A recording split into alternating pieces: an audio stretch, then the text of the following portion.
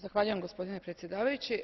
Kao članica odbora zaduženog za javno zdravstvo i sigurnost hrane moram izraziti svoju duboku zabrinutost zbog toga što se predlažu promjene načina pregleda koje predlaže Europska komisija. Dakle, smatram da ove promjene neće doprinijeti sigurnosti građana. Upravo suprotno, dogodit će se da ograničavanje pregleda samo na inspekciju će potencijalno povećati rizik konzumacije svinjskog mesa.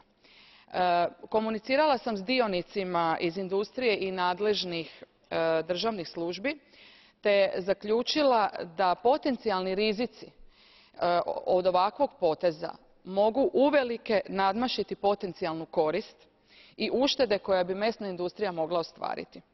Mislim da zadnja stvar koja je potrebna našim uzgajivačima i prerađivačima da dožive mogući skandal u prehrambenoj industriji. Cijenjene kolegice i kolege, smatram da predloženi tekst uredbe u dijelu koji se odnosi na pregled mesa nije napredak, već naprotiv povećava razinu opasnosti. Vielen Dank, Frau Kollegin Borzan. Damit ist das Catch-the-Eye-Verfahren abgeschlossen.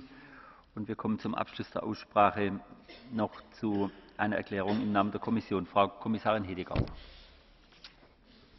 Thank you, Mr. President, honourable members. As